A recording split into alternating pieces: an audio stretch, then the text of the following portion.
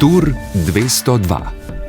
Lepo pozdravljeni. Pred kolesarji na dirki po Italiji je le še zadnji teden. Rožnato majico vodilnega ima Jonas Vingegaard, ki jo je oblekel po 14. etapi. Danec ima zdaj 3 etapne zmage na letošnjem Giru, tako kot Jonathan Narvaez. Najboljši v Milanu pred dnevom počitka pa Frederik Dversne-Slavik. Dogajanje na dirki po Italiji bo danes z nami komentiral nekdanji profesionalni kolesar, zmagovalec Intergira Jure Pavlič. Jure, pozdravljeni. Ja, pozdravljeni, živijo. Tukaj je tudi naš reporter Igor Tominec. Živijo, Igor. Živijo. In z vami bom spet tudi Mojca Breskvar.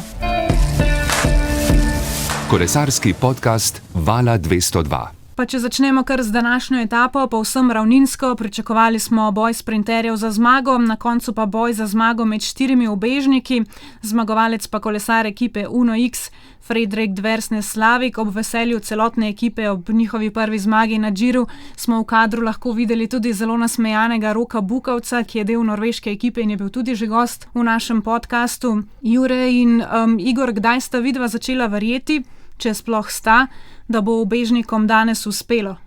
Ja, do 16. kilometra je izgledalo vse po načrtih. Verjetno, da se je takrat nekaj spremenilo s tem, da so rekli, da se vzame čas 16 km pred ciljem za zadnji krog in da je zmanjkalo nekaj ekip, predvsem tistih, ki vozijo za generalno razvrstitev. In ja, 16 km pred ciljem je bila prednost točno 1 minuto.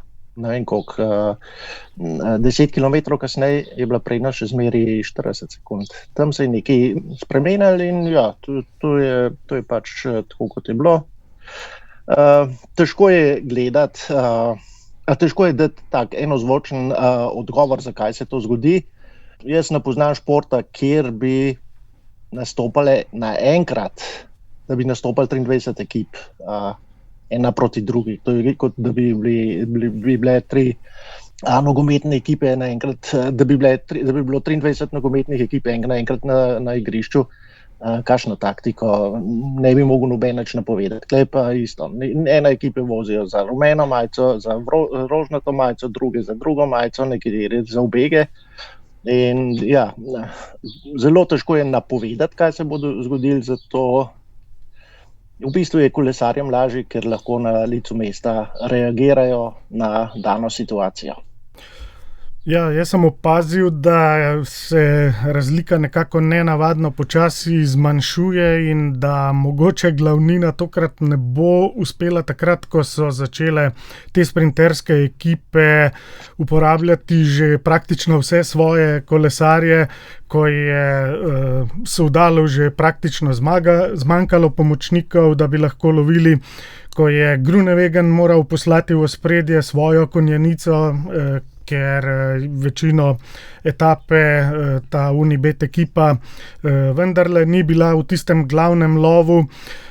Lidl Trek z Jonathanom Milanom je tudi nekako prezgodaj pokuril vse pomočnike in enostavno potem v zaključku so res, da je ta vlak glavnine lovil, ampak je zmanjkalo kakšen kilometer, 2, da bi jih dokončno ujeli in tako so se na koncu ti ubežniki četverica pomerili med sabo za etapno zmago. 3 Italijani so bili v begu, na koncu je zmagal Norvežan Frederik Dversnes iz ekipe Uno X in jim oduzel tisto slavje, ki so si ga obetali danes v lombardijski prestolnici v Milanu, v teh krogih. In dokaj nenavadna etapa, ker dejansko pa res redko vidimo, da te močne sprinterske ekipe ne bi ujeli ubežnikov, ker so bili samo 4. Res, da sta bila 2 iz iste ekipe, Team Polti Visit Malta, kar pomeni, da eden lahko vleče, to je bil v tem primeru Matija Baiz, Mirko Maestri pa lahko čaka na zaključni sprint, vseeno dokaj presenetljivo, ker zadaj vemo, da je veliko več teh kolesarjev v sprinterskih vlakih, ki so lovili, pa še načeloma so to močnejša imena, to so res prave lokomotive, pa vseeno ni uspelo in Ja, saj bomo o tem verjetno v nadaljevanju. Po dirki so imeli zelo jasna mnenja v nekaterih moštvih, zakaj se to ni posrečilo. No, ravno to sem želela omeniti, da omenil si samo 4 ubežniki in po koncu etape je kolesar ekipe Lidl Trek Tim Toren Teutenberg na Eurošportu dejal, da so na končni rezultat vplivali tudi avtomobili pred ubežniki oziroma avtomobili, motoristi, ki imajo neko zavetrje lahko potegnejo kolesarje, če so preblizu njim. In se mi zdi, da v zadnjem času je to kar glasna kritika, glasna opaska, da je tega preveč, da to preveč vpliva na dirke. Kako sta vidva to videla? So res na razplet vplivali tudi te motorji oziroma avtomobili in kako velik problem je to v zadnjem času, glede na to, da se vedno bolj opozarja tudi na to? Ja, danes nisem videl nič tako, bi mogel še enkrat pogledati etapo, kaj se je dogajalo, ampak to se dogaja že zelo dolg časa. V vsakem primeru imajo motorji in avtomobili vpliv na dirko, zelo velikokrat se to dogaja. Je pa treba povedati, da se sodniki in vsi borijo proti temu, da izrekajo kazni snemalcem s kamerami, da sem pa kakšnega celo za naslednji dan ne pustijo na motor, ker je prejšnji dan preveč blizu vozil. Po drugi strani hočejo pa čim boljše posnetke narediti. Tako da ni nič novega, dejansko verjetno, da je Teutenberg rabil tudi mogoče kakšno opravičilo, zakaj jih niso tokrat ujeli. Dejansko pa se to dogaja, ja. Meni se zdi, da je bila ta pomoč in ta vpliv večji 50 km pred ciljem kot potem v samem zaključnem krogu. Tudi komisarji so v zaključnem krogu na to zelo pozorni, 50 km pred ciljem, ko so pa ta sprinterska moštva pokurila svoje pomočnike. Takrat pa niso bili tako pozorni in takrat so kar nekako te 2 minuti prednosti ubežniki vzdrževali, kljub temu, da so zadaj sprinterski pomočniki gonili z ogromnimi vati. Tako da mislim, da se je nekako nevidno etapa odločila takrat veliko kilometrov pred ciljem. Na koncu bi jih še vedno lahko ujeli, ko mislim, da v zadnjem krogu vendarle te pomoči ni bilo tako izrazite, ampak takrat niso ti pomočniki enostavno imeli več, niso bili dovolj številčni in niso več imeli dovolj moči, da bi povsem izničili to prednost. Bila je na koncu samo dobrih 5 sekund, res da je bila dirka nevtralizirana že pred zadnjim krogom, tako da tisti, ki so v bistvu zaostali 5 sekund, so na koncu dobili 57 sekund zaostanka. Zelo pestro, pač vplivalo je to na etapni razplet, nikakor pa ni vplivalo na skupni seštevek Gira, da bi tu bila kakšna neregularnost. V bistvu še največ je vplivalo na to, da se Paul Magne ni mogel pomeriti za etapno zmago v ciljnem sprintu, ker vemo, da je pa ta borba za ciklamno majico najboljšega po točkah na letošnjem Giru pa v bistvu najbolj odprta borba od vseh, ki so trenutno na Giru. Se mi zdi, da se to kot problem opozarja predvsem na teh enodnevnih dirkah, ko je vendarle samo tisti en dan. Imate mogoče kakšno idejo, kako to rešiti razen s kaznimi, oziroma ali se vam to sploh zdi tako velik problem, kot morda se ga izpostavlja v tem zadnjem času? Ja, v smislu fair playa je treba nekaj narediti. Ampak te stvari se dogajajo tako na etapnih dirkah kot na enodnevnih. Meni ni preveč všeč, da se res v vsakem primeru vozijo preblizu in kaj drugega kot kazni se pa ne da narediti, ne. Mogoče še bolj drastične kazni, ne vem, če bi to bilo. Ja, žal vzamejo to v zakup, verjetno, da fantje, ki vozijo motorje in kamermani ne plačujejo svojih kazni, ampak da jim to nekdo da odstrani ta denar za kazni. Tudi zelo subjektivne zadeve so tukaj. 3 Italijani so bili v begu in 1 Norvežan in Komisarji so mogoče malenkost bolj pogledali skozi prste kot na kakšni drugi etapi, ker danes je res kazalo, da bi lahko Italijan zmagal v Milanu. To bi bila na to lepo nedeljo dokaj prestižna zmaga. Ampak na koncu jim je Norvežan odnesel to zmago, kako bi rekel, pravica iz kazica, tako da so Italijani ostali praznih rok tukaj, drugače pa, ja, saj pravila so znana, nihče se ne sme voziti preblizu ubežnikov, nihče se ne sme voziti preblizu glavnine, vendar v vsaki etapi je veliko teh vozil, verjamem, da tudi komisarji dobesedno vsako sekundo ne morejo imeti vsega pod nadzorom. Mislim pa, da bo potreben še kakšen sestanek s temi vsemi pred začetki takšnih dirk, ko imajo vsi, ki so udeleženi v dirki, vsi vozniki ta poseben sestanek in bo treba še nekoliko bolj nekako ažurirati zadeve in jih nekako spraviti iz tega, da bi vplivali na rezultat, ker v smislu fair playa, ja, kot pravi Jure, res ni v redu, če en zunanji dejavnik vpliva na to, kdo bo na koncu zmagovalec etape. Če smem samo na hitro dodati, jaz sem zdaj večkrat v sodniškem avtu kot prej, sestanki se dogajajo neprestanoma, da se tega ne sme delati, vejo vsi motoristi, ja, ampak ja, v želji za čim boljšimi posnetki vozijo preblizu. Koliko pa je mogoče komentarjev ekip, predvsem mogoče tistih, ki se počutijo oškodovane, pride to kaj do sodniškega avta? Niti ne, ker to se potem razdeli v teku celega leta, pridejo vsi kdaj na vrsto, tako da ravno preveč tega ni. Ja. Mogoče tako, kot je tale kolesar danes po cilju povedal, ja. Drugače pa, da bi bila to velika tema, to ravno ni med ekipami in med športnimi direktorji. Pričakovala sem, da o današnji etapi ne bomo veliko govorili, da bomo govorili samo o zaključnem sprintu.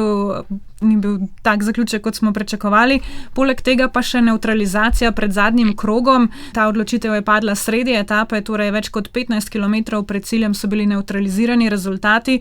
Se mi zdi, da predvsem na pobudo kolesarjev Visma Leasebike, ki so se vozili do tega glavnega avtomobila, ni deževalo, ceste niso bilo spolzke, ni bilo kock, kot smo že videli na tem Giro. In takrat ni bilo nobene nevtralizacije. Je bila danes potrebna, bi lahko bila pozneje, je bil skrb za padec, kako gledata na to? Jure, nekaj sem vas že prekinil. Ja. Ne, dejansko je kolesarske dirke so zelo nevarne in se poskuša z vsemi možnimi stvarmi, idejami to nevarnost nekako omejiti. Jasno je tudi, da so ciljni krogi in take stvari, da so še bolj nevarne. Ampak nekje je treba potegniti eno črto, če ne se bo dirkal prvi kilometer in potem bo vse nevtralizirano. Tako da v današnjem primeru dejansko krog se meni ni zdel toliko nevaren, da bi mogli karkoli nevtralizirati. Tudi se je vedel že dolg časa, kakšen je ta krog in ne šele 20 km po štartu. Tako da ta stvar mi ni všeč, tako kot kolesarstvo se vozi tudi, ko pada včasih sneg, ko pada dež. Seveda, zaradi varnosti bi takrat vsak rekel, no, dajmo nevtralizirati, ampak to se vozi že leta, desetletja se vozi v takih razmerah in jaz sem vesel, da ne gre kolesarstvo po sledeh kakšnega tenisa, kjer se zelo hitro prekine tekma. Ja, na koncu so bili po tej etapi komentarji, da je trasa, da je bil zaključni krog tudi nevaren, da je veliko teh uličnih ovir za kolesarje, ampak kolikor sem sam gledal zaključek etape, to je bil sprint po zares široki aveniji. Res, da so v zaključnem krogu bili določeni tehnični deli, ampak ti so vedno prisotni na sprinterskih etapah, saj tam se konec koncev dela določena selekcija in se vidi, kdo se bolje pozicionira na ovinkih oziroma po ovinkih in tako naprej. In to, da so ugotovili, da je zaključni krog nevaren že med samo etapo, je dejansko kar komično, če vemo, da se delajo za vsako etapo elaborati dolgo vnaprej. Predvsem bi rekel, da tisti sprint v Neaplju, ki smo ga gledali, je bil veliko, veliko bolj nevaren kot ta v Milanu. Pa tam niso ničesar nevtralizirali toliko kilometrov pred ciljem, tukaj pa pač so, tako da v bistvu vidimo, da ne gre za neke konsistentne odločitve, ampak da se včasih tudi kaj sprejme na podlagi tega, kar se je že dogajalo poprej na dirki, in vemo, da na letošnji je že bilo precej padcev, tudi teh sprinterskih padcev, še zlasti na samem uvodu v Bolgariji. No, se ravno to se mi zdi, kar je Jure omenil, da seveda smo vsi za varnost kolesarjev in absolutno je treba storiti vse, da do padcev ne pride, ampak da pa morda današnji primer res ni bil tak, ki bi potreboval nevtralizacijo glede na cesto, glede na pogoje, glede na vse, kar smo pravzaprav omenili, in da morda bi bilo kje drugje to bolj smiselno, ne? Ja, točno tako, da nas, prvo prepozen, vsi so vedeli, kakšna bo etapa. Ja, verjetno, da so druge zadeve igrale za kulisju. Verjetno, da si tudi ne morejo privoščiti, da bo Vingegaard zapustil dirko. Vseglih jih je verjetno kar ostal kar zajeten kup evrov, da je sploh prišel, tako da več faktorjev je verjetno. Ja, vseh ne vemo. Dobroval temu, Pa če gremo zdaj morda kar na celoten pretekli teden, kaj vaju je najbolj navdušilo v tem minulem tednu? Je bil to Filippo Ganna na kronometru, Alex Segard z napadom na zadnjem ovinku, morda današnji ubežniki, Jonas Vingegaard, Alberto Bettiol, morda Afonso Eulalijo, ki je vse do sobote zadržal rožnato majico, ali mogoče kar kaj povsem drugega? Ja, najbolj impresionantno je bilo, kako je Ganna zmagal tisti kronometer, ker je drugega je premagal za 2 minute, mogoče res, da ni imel ravno vse kronometrske konkurence na štartu. Meni je všeč mi je bila etapa mimo Cinque Terre, vsaj po televiziji za pogledati, sej tako kot pravijo, lep klanc je tisti klanc, ki gre dol, ne tisti, ki je gor. Tam je bilo, tam se pa po televiziji so bili pa vsi lepi. Ja, se mi zdi, da Giro ponudi kar precej teh čudovitih kadrov italijanske pokrajine. Ja, mene pa je v tem tednu verjetno najbolj navdušil Alberto Bettiol s tisto prekrasno zmago ob jezeru Maggiore. Tam točno na ciljni črti nekje je doma družina njegove punce, tako da je rekel, da je veliko prekolesaril po tistih krajih in si dobro na pamet naučil zaključek etape, potem je tudi med ubežniki sestavil zelo dobro taktiko, najprej je na vzponu se nekoliko po italijansko kot lisjak prikradel iz ozadja, najprej je delovalo, kot da nima dovolj moči v nogah, potem pa je napadel kakšnih 100-200 metrov pred vrhom vzpona in glede na to, da je spust poznal do potankosti kot svoj lasten žep, ga nihče ne mogel več ujeti do cilja in potem spremljati tisto veselje celotne družine na ciljni črti mi je bilo kar fascinantno, ko v bistvu ugotoviš, da so Giro sočustva in da je tega veliko videti na teh dirkah in da včasih je še lepše spremljati nekoga, ki res ne zmaga vsak dan in potem res čustveno doživita svoj uspeh kot ti prekaljeni šampioni, kot je Jonas, ki seveda dosega v nizu etapne zmage, vendar na koncu niti ne pokaže kaj pretirano čustev, ker vemo, da je nekako prišel oddelati svojo službo na letošnji Giro. Ja, zelo čustveno tudi danes, ko je ekipa Uno X prišla do prve zmage, verjetno za njih tudi že lahko rečemo, da je Giro uspešen s tem, ko so prišli do ene etapne zmage. Ja, če malo tako pogledamo, koliko ekip je do zdaj zmagali etape, se mi zdi, da je UAE pri 4 etapah, Visma pri 3, tudi tale kazahstanska ekipa ima kar nekaj zmag. Ogromno ekip je pa, ki so še zelo daleč od zmage. Tako pravilo je, da kakšne pol ekip, ki sodelujejo na velikih, na Grand Tourih, da zmaga eno etapo. Močno dvomim, da se bo tukaj to zgodilo. Ja. Tako da dejansko ta etapa ne bo veliko ekip, ki se bo lahko s tem pohvalili, da so zmagali eno etapo na letosnem Giru. Ja, vedno je veliko več statistov kot pa tistih glavnih akterjev. Mislite, da lahko ekipa Unibet Rose Rockets pride do etapne zmage na njihovem prvem Grand Touru, tudi edinem letošnjem, nekako nekaterim pravijo YouTube ekipa, zelo znani so po tem svojem, kaj objavljajo na družbenih omrežjih. Mislite, da imajo možnosti morda z Groenewegnom v Rimu ali pa morda s kakšnim begom? Ja, kot stavijo vse na karto Groenewegen, zdaj pa majčkeno bi mogel Groenewegna posebej pogledati v njegove tele arhive. Se mi zdi, da je najmočnejši prvo, drugo etapo, tretjo, da potem ima pa majčkeno večje težave. Čeprav se mi zdi, da je enkrat že tudi v Parizu eno etapo zmagal. Ne vem, ne bom tega trdil. Tako da,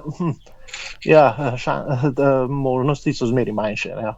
Ja, ena je sprinterska etapa, torej tista zaključna v Rimu, ena do konca je pa pogojno sprinterska, če jo ne bodo dobili ubežniki, ker sta na trasi 2 tretje kategorna vzpona, pa še nekaj tistih, kot rečemo, zastonskih vzponov, tako da če se bodo res trudile na tisti etapi sprinterske ekipe, bi mogoče za sprinterje bile še 2 priložnosti na Giru. Res je malo možnosti za Groenewegna in mislim, da Unibetu ne bo uspelo, ker Manje in Milan, ki se mi zdita močnejša od Groenewegna na tem Giru, bosta maksimalno motivirana, da pobereta še tisto zmago v Rimu, še zlasti Manje, ki ima tudi boj za to majico najboljšega po točkah. V tem boju pa je Narvaez iz ekipe UAE veliko nevarnejši, kot bi si sam mislil pred začetkom Gira, ampak potem, ko je pol ekipe UAE padlo in odstopilo že na samem uvodu v Bolgariji, so se prestrukturirali in izredno dobro nadaljevali in postavili nove cilje in z Narvaezom jih neverjetno dobro uresničujejo. Ko se ravno omenil boj za majico, to čiklamino oziroma vijolično majico, videli smo tudi danes, kako se je v tistem umestnem sprintu, kako sta se Narvaez in Manje pomerila za tisto zadnjo točko, ki je bila še na voljo in bila potem tudi izenačena. Je lahko Narvaez morda, kot se že rekel Igor, presenetljivo kandidat za čiklamino?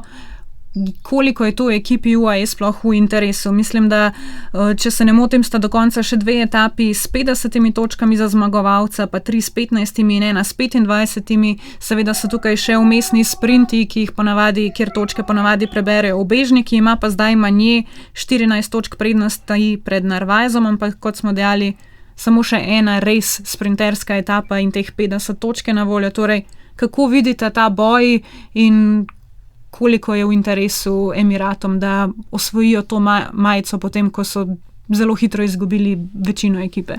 Jaz mislim, da jim je v interesu, da ko ekipe izgubijo kandidate za generalno razvrstitev, potem gredo na etape in gredo tudi na kakšne te parcialne cilje ali na določene majice in Narvaez ima možnost osvojiti najboljšega po točkah in dokler bo ta možnost obstajala, in mislim, da je velika, ker se lahko med tednom zgodi, da bo Narvaez osvajal točke v zaključkih etap, tudi če so te malo bolj mislim tudi na tistih, ki bodo srednje težke, prav na izrazito gorskih nima možnosti, tako da teh 14 točk lahko nadoknadi in to bo eden od ciljev, ta boj za ciklamno majico. Poleg tega pa v zadnjem tednu mislim, da bomo zelo, zelo zanimanjem spremljali tudi boj za najboljšega mladega kolesarja na Giru, da je tu kar dober izbor kolesarjev.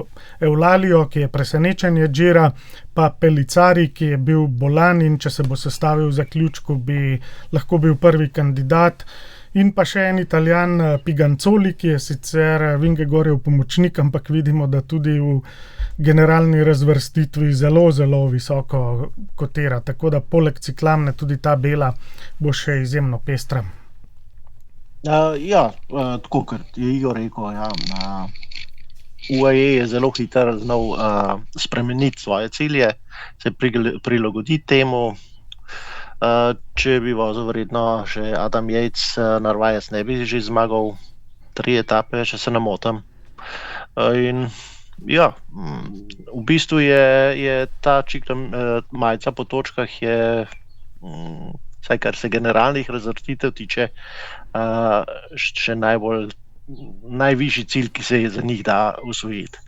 Res, da je to v tem trenutku majčken rezervni cilj, ki ga zdaj zasledujejo, ampak tako pa je, te izpadec jim je zelo veliko stvari vzel iz načrtov, ki so jih sprva kovali na štartu. Jure, eno med vprašanje, zdaj, ko ravno govorimo o teh preostalih majicah. Vi ste bili na Giru zmagovalec točkovanja oziroma seštevka za tako imenovani Intergiro, pa me zanima, kako je pravzaprav to šlo, ker ni šlo po enakem principu, kot trenutno gredo ti leteči cilji, ampak mislim, da so bile pri vas v igri na vsakem Intergiru tudi sekunde. In kako je recimo boj za zmago na Intergiru vplival potem na noge v zaključkih posameznih etap? Če sem čisto odkrit tega vprašanja, se vsakič ustrašam, ker je ta Intergiro nekako tako težko opisati kot prepovedan položaj v nogometu. Res, dejansko na vsakem dnevu je bil na pol etape cilj, tako kot so zdaj vmesni cilji, tam se je pa čisto normalno jemal ta čas. Ne? In jaz sem bil večkrat v begu in sem sicer so me na koncu etape več ali manj zmeri ujel, ampak počasi z enega bega v drugega sem si tam nabiral prednost. Te vmesni cilji so bili tudi na kronometru. Takrat smo še majčken daljši kronometre vzeli, po 30 kilometrih kronometra je bil pač ta vmesni cilj. In jaz sem se do tistega 30 kilometra potrudil, kolikor je šlo, potem sem pa počasi šel proti cilju. V rezervnem načinu. Ja. So pa na Intergiru zagotovo bile tudi denarne nagrade, tako da v ekipi so tekmovalci gotovo bili veseli vaših dosežkov, glede na to, da se ta nagradni sklad se pa deli med vse kolesarje, ne? Samo od nagrad pri nagradah se v kolesarstvu ne zasluži veliko, to so vse letne pogodbe. Tako da v bistvu za nagrade med dirkami se ne voz, ker če zmagaš ti en vmesni šprint, zdaj ne vem, koliko je nagrada, 1000 evrov razdeljeno na 8 kolesarjev, 6 mehanikov, 7 maserjev, potem si lahko sami izračunamo, koliko pride na vsakega. Tako da glavni vir zaslužka za kolesarje so pogodbe. Ja, ravno 1000 evrov. Mislim, da je letos na Giru ta Red Bullov kilometer. Večkrat me vprašajo, koliko je nagrada za eno etapo. Jaz vem, da je bilo pred 35 leti, da je bil za nagrado v vsaki etapi en avto. Sicer bolj tak majhen, ne vem, če je bil to Renault Clio. To so potem ukinili, ampak še zmeraj se nagrade gibljajo v višini manjšega avtomobila v etapah. koliko je pa točno za skupno zmago, pa vam ne bi mogel povedati. Predvsem se mi zdi zanimivo, da so bile te vmesne točke tudi na kronometru, glede na to, da če se ne motim, kronometer je edina etapa, ki ne daje točk v boju za to majico na turu, za zeleno tukaj, za Ciclamino. Kako to, da je bilo tudi na kronometru? Recimo to vmesno? Ravno to je bilo. To niso bile točke, ampak je bil čas. Jemal se je čas. Po 30 km kronometra se je vzel čas vsakega, ki je tam ven prišel. Se pravi, najbolj je bilo pomembno vsake etape. Jaz sem vedel, zakaj me je strah tega vprašanja, ker je težko razložiti. Jaz pa ne vem, verjetno, da nimam najboljših sposobnosti takih za razlagati, ampak ja. Preveč imamo v glavi trenutni sistem, ko se na letečih ciljih delijo točke. Takrat pa so se jemali čas in je bilo v bistvu pomembno, koliko minut prednosti ima beg. Ja. Predvsem pa se mi zdi, da danes niti niso več kronometri tako dolgi, da si morda nekateri želijo več daljših kot 30 km kronometrov. Ja. Moj najdaljši kronometer je bil 90 km. Posamični? Posamični kronometer. Ja, je bil 90 km, vmes si dobil celo vrečko z kakšnim gelom in pa pijačo. Ja, pri 90 km že nekaj rabiš. Zdaj, predstavljajte si, da je kronometer med 90 km med Ljubljano in pa Celjem, skoraj do Kopra. Skoraj do Kopra, je bil kronometer. Tako da, to ste bili 2 uri, dobri 2 uri na trasi. Ja, s tistimi, ki sem vozil, so mi tudi govorili o kronometru, ki je bil dolg 105 km. Wow. Ja. Bi si želeli več daljših kronometrov tudi danes, ali je bolje, da jih je manj, ali pa da so krajši? Kronometri sami po sebi niso preveč atraktivni za gledati, so pa zelo važen del kolesarskega, tako rečem, znanja ali pa sposobnosti.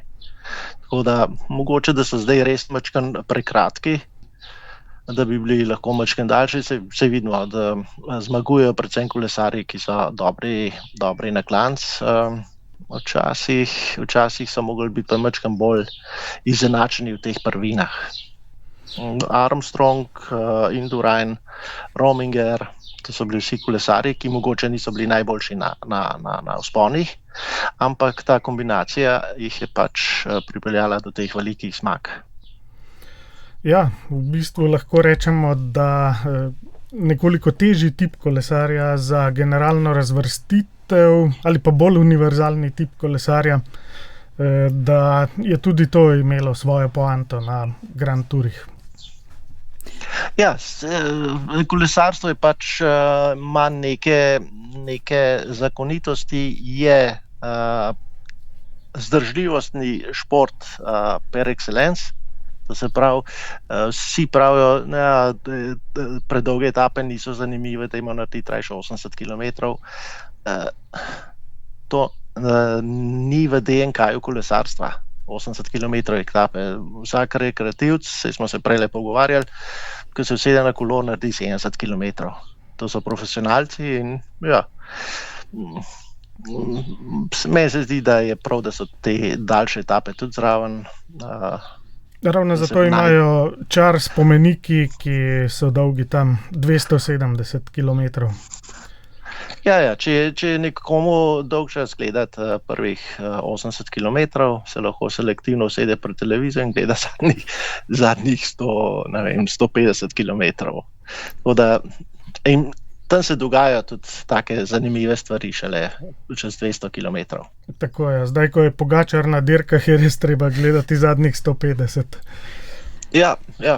Tako.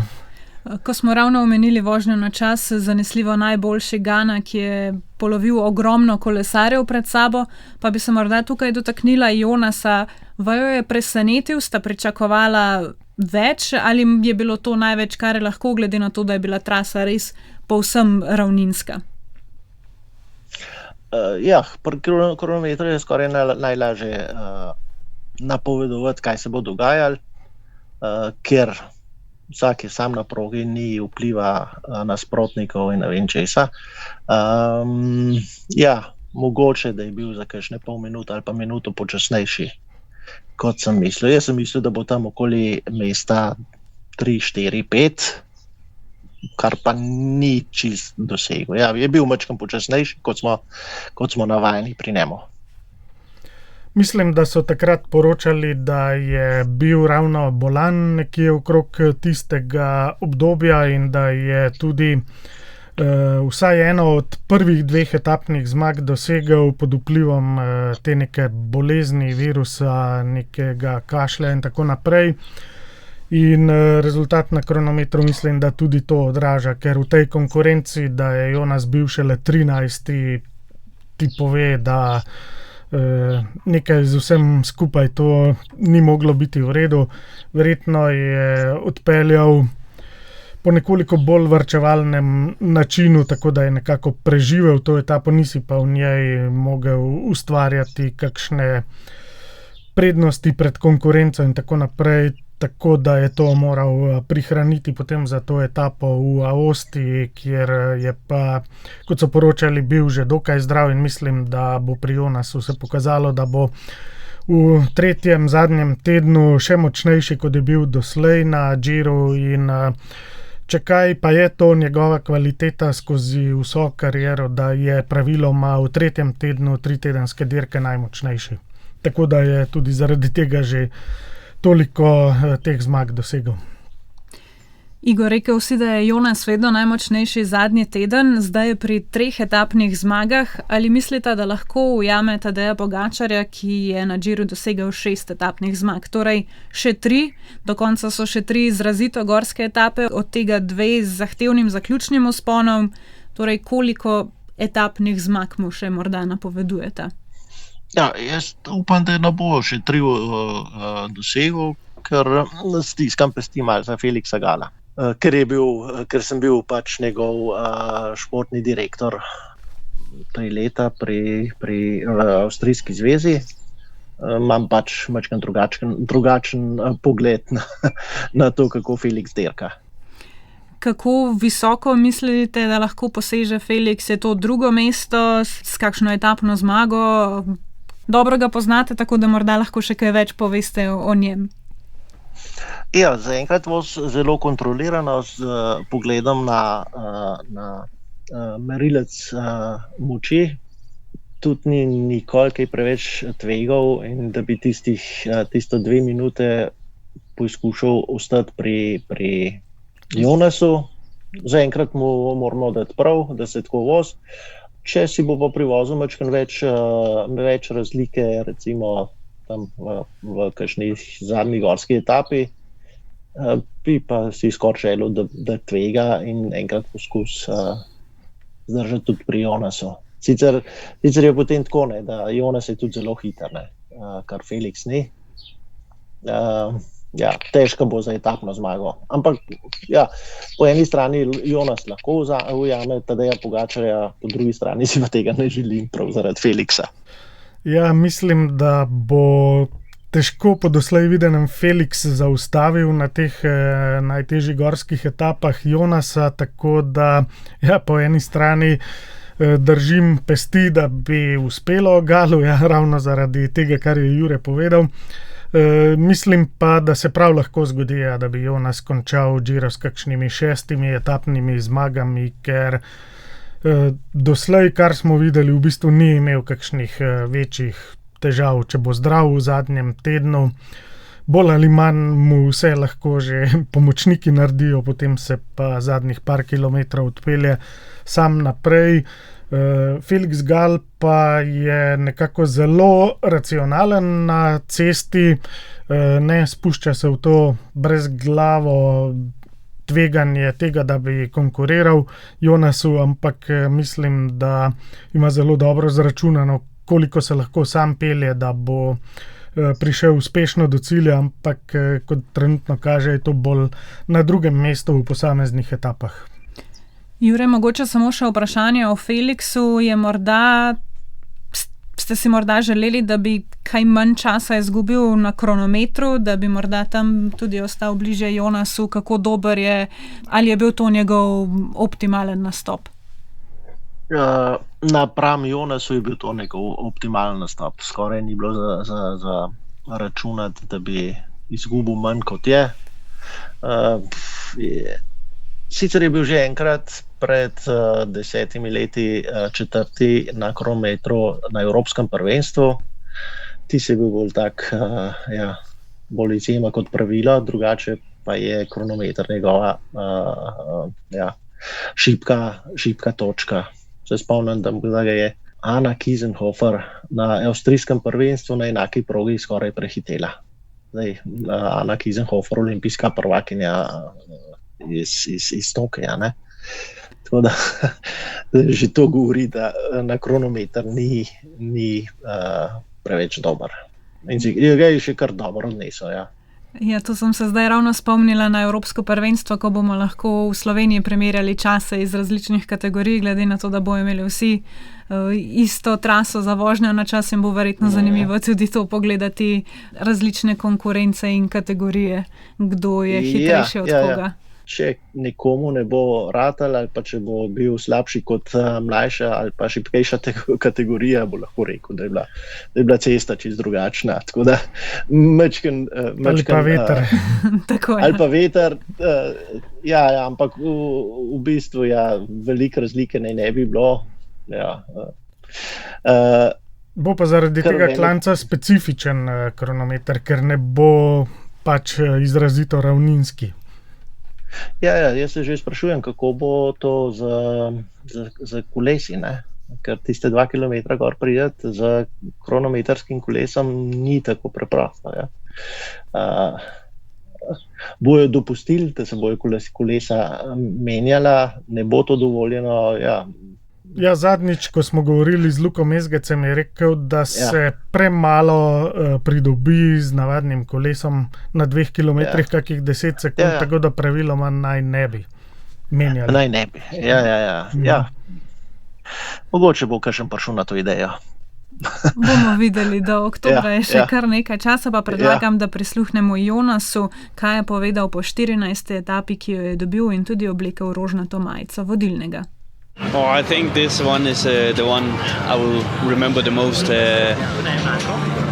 Today we made a plan from the start with the team, and we wanted to control the race, and that's what my teammates did, and they did an incredible job the whole day. It was really impressive how they rode, and I'm so proud of my teammates, and I'm proud that I can pay them back. It's a super nice win. Jonas je dejal, da je to verjetno etapna zmaga, ki se jo bo najbolj zapomnil. Povsem od začetka so imeli načrt z ekipo, želeli so kontrolirati potek in to so njegovi moštveni kolegi tudi naredili.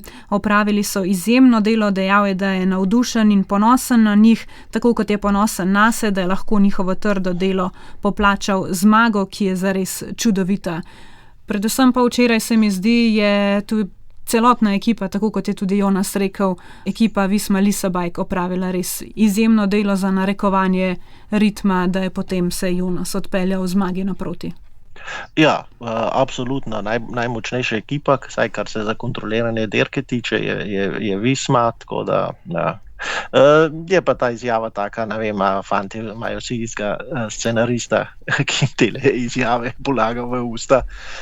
V bistvu nič novega ne izvemo po teh izjavah. Vsi hvalijo ekipo in to je to, ampak dejansko kar se ekipe tiče, ni nič zlagal in njegova ekipa mu bo omogočila veliko lažje delo pri temu cilju osvojiti Giro d'Italia.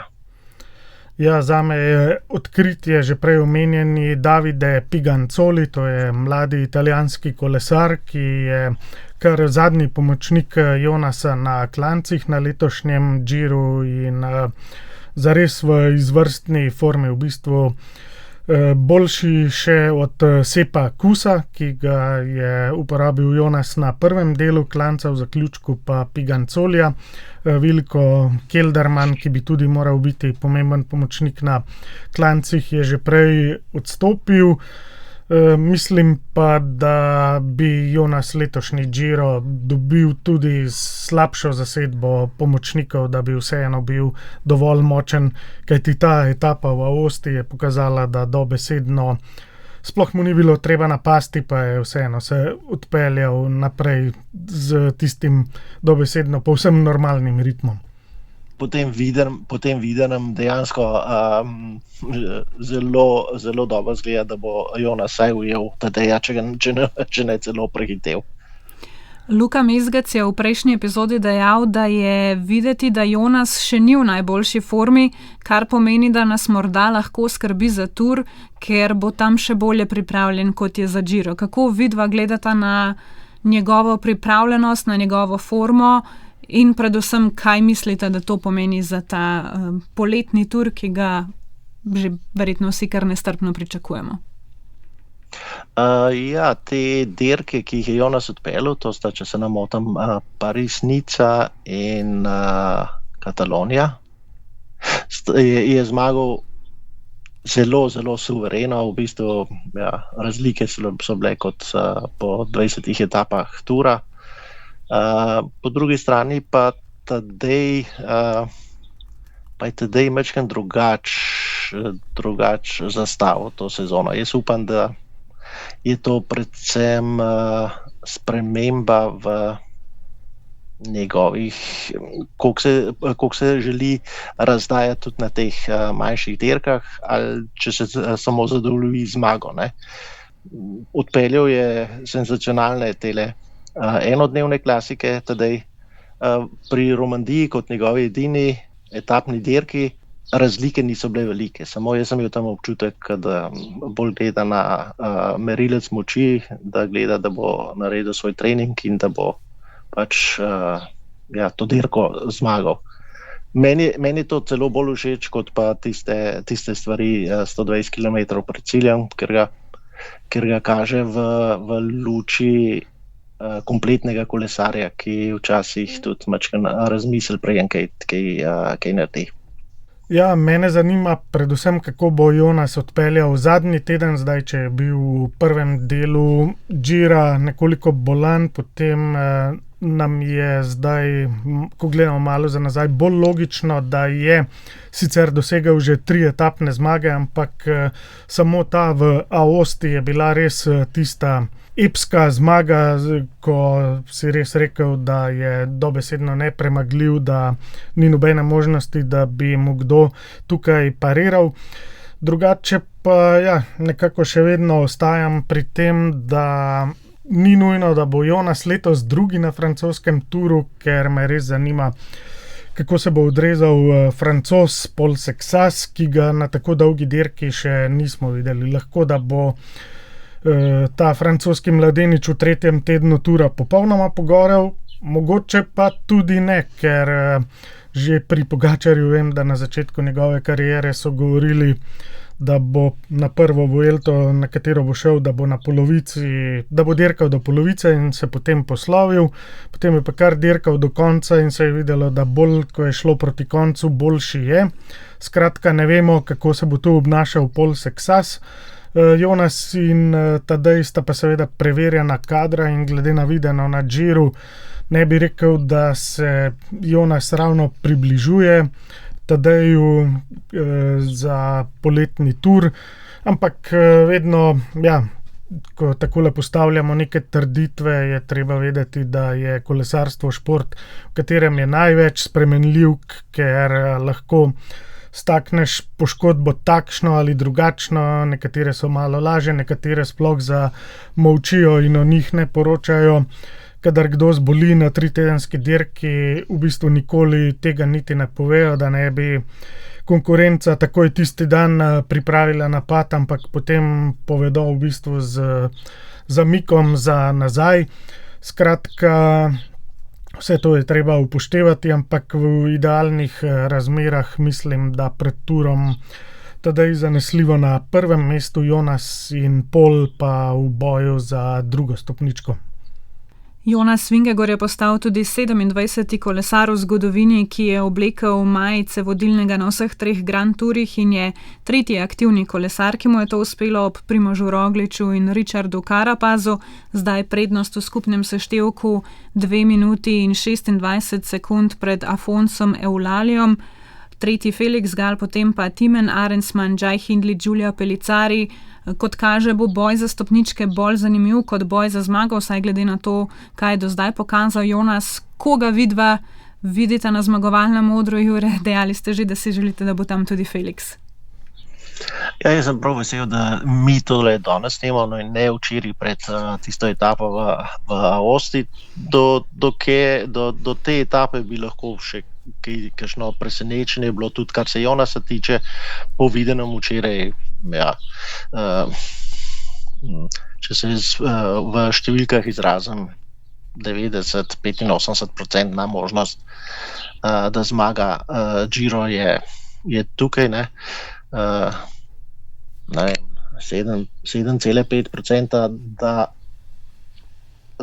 dejansko da se mu zgodi karkoli telesnega, da pride v kakšno krizo, ostalih 7,5%, pa da je udeležen v kakšen padec ali pa v kakšno tako nepredvidljivo nesrečo. To je to. Jasno, želim si, da bi Felix ostal na stopničkah. Do sedaj so bili klanci dosti položni, res tistih strmih ni bilo. Je vseeno še majčkeno boljših, če so vzponi bolj strmi. Ja, kar se pa ostalih tiče, pa Pigancoli ima pač nalogo, da mora za Jonasa tudi toliko narediti. To ga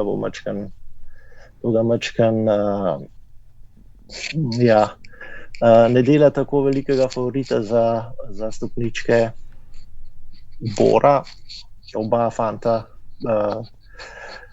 Giulio Pellizzari in pa Hindley, Nizozemc iz Ineosa. Arensman, ja, potem bi že mogel majčkeno pogledati na kakšno rezultatsko listo, če še kakšen drug pride v poštev.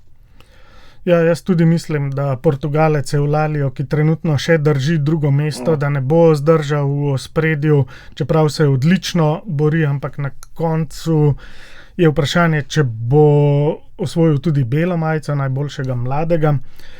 V bistvu najtežji 2 etapi letošnjega Gira je bil vrstni red na cilju enak, prvi Jonas, drugi Felix Gall, tretji Jai Hindley.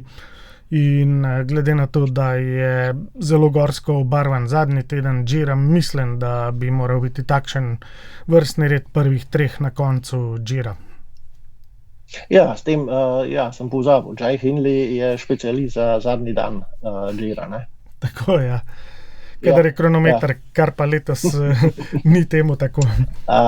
Ja, takrat je zmagal na Mormolado, je zmagal tisto, ne vem, če je lik zmagal, ampak takrat je v zadnjem trenutku je prišel do zmage na Giro, ne. To je bila, vsaj meni se zdi, da je bila to predzadnja etapa.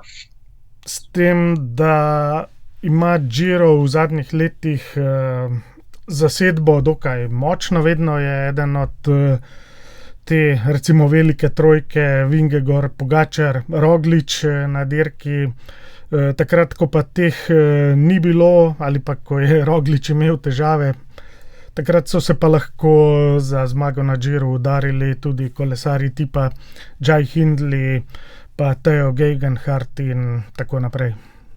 Omenili smo že Afonsa Eulalija, super Giro tudi za Bahrain Victorious, tako kot Emirati so tudi oni hitro izgubili svojega kapetana, tam je športni direktor Goran Štangl in ob tem, da so imeli zelo dolgo rožnato majico, tudi etapna zmaga, ki jim jo je priboril Alex Segard, to je bila prva za Bahrain na Grand Tourih po Vuelti 2023, tako da če gledamo, da je tudi to nekako delno slovenski uspeh zaradi Gorazda Štangle, tudi za njih že zdaj verjetno lahko rečemo, tako kot smo prej govorili za Uno X, zelo uspešen Giro.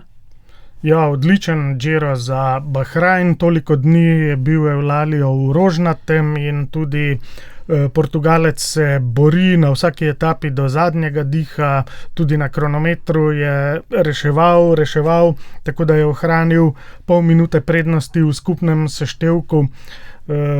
Skratka, odlično. Segart je pa že na spomladanskih klasikah pokazal, da je lahko na koncu z najboljšimi in tudi, da je dosegel etapno zmago z lepim napadom v zaključku.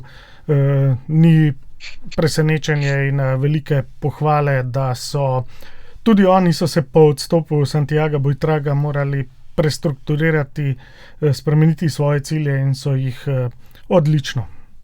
Ja, večkrat se je postavilo vprašanje, kaj več. Zmaga v etapi, majica v gorskih ciljih in tudi to nošenje rožnate majice Eulalija je bil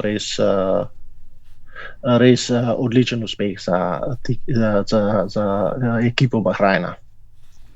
Morda bodo imeli priložnost še v kakšnem pobegu. Naslednjič bomo poslušalci z vami po koncu Gira. Še predtem pa se bo začela dirka po Italiji tudi za ženske. Tam bo tudi Urška Žigart. Letos kolesarke čaka tudi zahteven vzpon, ki je bil del lanskega Gira, Colle delle Finestre. Igor, kaj ti pričakuješ na tej dirki?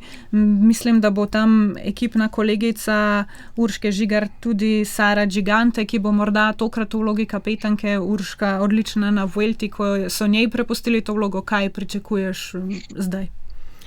Ja, zdaj seveda ne bo ona prvo ime, s katero bodo dirkali na rezultat, vseeno pa mislim, da bo opozorila nase, ker vidimo po letošnjih rezultatih in tudi po lanskih, da je v odlični formi.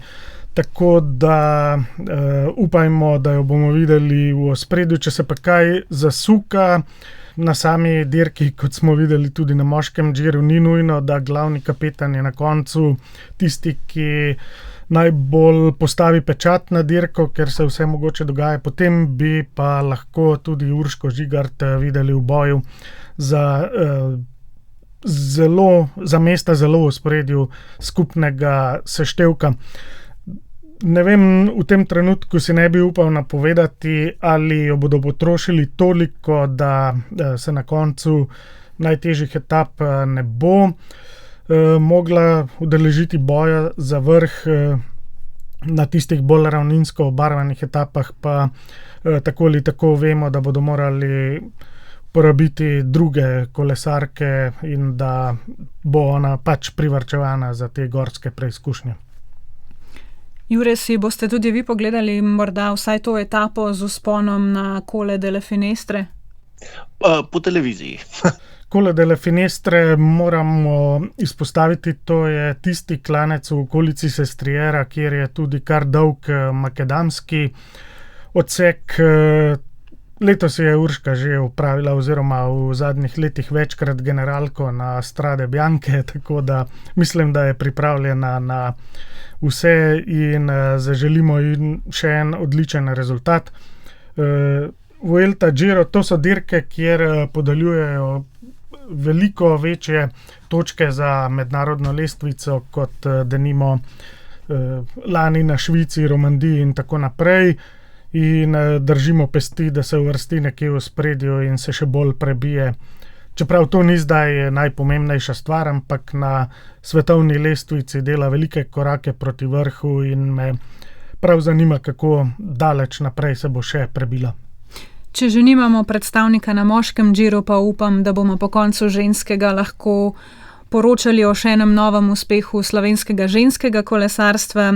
Jure in Igor, hvala, da sta si vzela čas in pokomentirala dirko po Italiji. Poslušalci, vam hvala za pozornost. Za vprašanja še vedno lahko pišete na naš elektronski naslov tur202@rtvslo.si in kot rečeno, z vami bomo po koncu Gira in se slišimo spet takrat.